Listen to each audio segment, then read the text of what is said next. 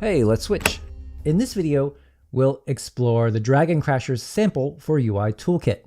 This project showcases how to create some common game interfaces using UI Toolkit and UI Builder. Download it for free on the Asset Store and follow the link to our guidebook on UI design. The project features a small cross-section of the original Dragon Crashers built with the Universal Render Pipeline. On the front end, we've added a set of menu screens powered by UI Toolkit. Let's take a quick tour of these UIs. We default to the home screen where you can launch the sample app. Then this character screen combines game objects and UI elements.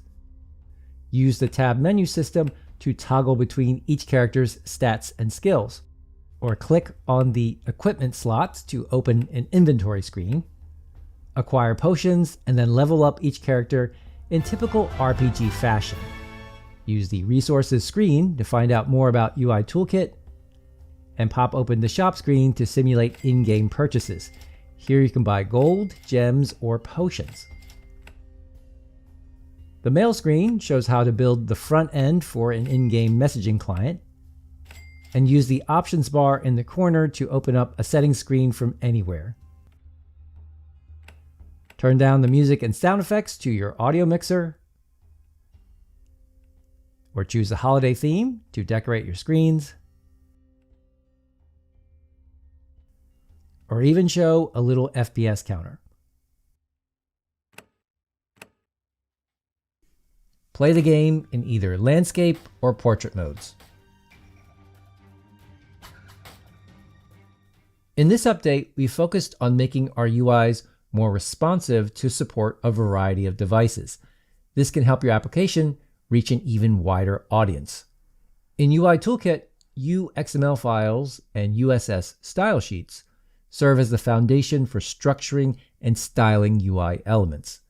The UXML markup language lets you build complex hierarchies that reflect the visual structure of your UI. Here, the main menu in our project is a collection of predefined UXML files. Edit each one in isolation to assemble your UI in a modular and organized manner. Much like prefabs work for game objects, UXML files promote reusability and consistency in your interface. Meanwhile, USS offers a powerful syntax for creating UI styles. Once you define some common styles, apply them to multiple UIs with just a drag and drop operation.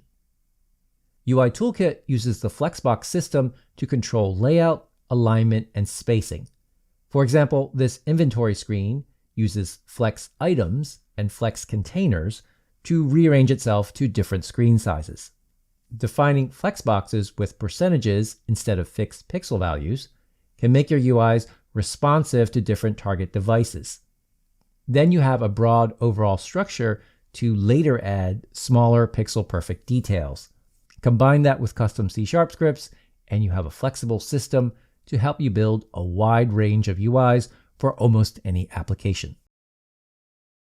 Note that the sample demo takes advantage of theme style sheets. A theme is a collection of styles that you can change all at once. For example, we can use themes to toggle the seasonal decorative elements on or off. Swap out the TSS asset in the panel settings, and the UI updates multiple styles.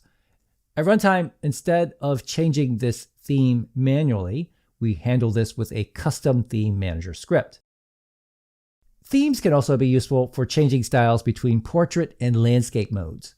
Define the same name selectors in a portrait theme that matches a landscape theme. Use a script to listen for changes to the UI size and position. You can do that with the UI Toolkit's geometry changed event.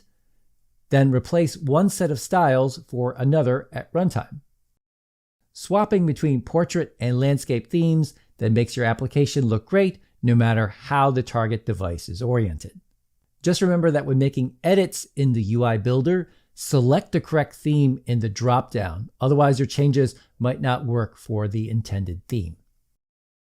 If you're building for mobile devices that have rounded corners or notches, use the Screen SafeArea API to keep your interactive controls away from those parts of the screen. One technique is to place every modal UI into a single visual element container. Adjusting the border width of that container then automatically applies those settings to its child elements. This pushes the important parts of the interface toward the center of the screen. To visualize that safe area, the sample project includes a simple repeating fill pattern. You can define that style in USS, or just use the SafeArea border script to apply a color. Once those interactive parts of the UI are within the safe area, layer them with other visual elements that don't need to be. For example, if you move the background graphic outside of the safe area container, it can expand to the edges of the screen once again. With UI Toolkit, depending on your project's needs, you can customize visual elements as well. Create a class that inherits from visual element, and inside, define a new UXML factory and give it new UXML traits. The custom elements then appear in the UI Builder's library, with the traits showing up in the inspector. That makes it easy to drop custom elements into any UI. You can find a few of these custom elements throughout the Dragon Crashers sample. Here we show a simple variation on a toggle button that includes an extra visual slider and label. And this radial progress bar in the upper left corner shows the player's total level. Or we can use custom health bars in the game scene with extra styling for the boss character. Build up your own library of custom elements, and then they'll be ready to deploy whenever you need them. Well, that was a quick tour of our updated Dragon Crashers UI Toolkit sample. Of course, there's plenty more to discover inside. Just download the project from the asset store to get started. We hope that you enjoy exploring the latest iteration of the project. Be sure to check out the companion ebook covering user interface design and implementation. And if you're more interested in code architecture, you can also download the Quiz game sample, which is more directed toward programmers and UI developers.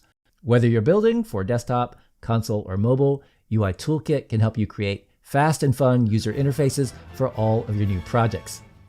Thanks for watching.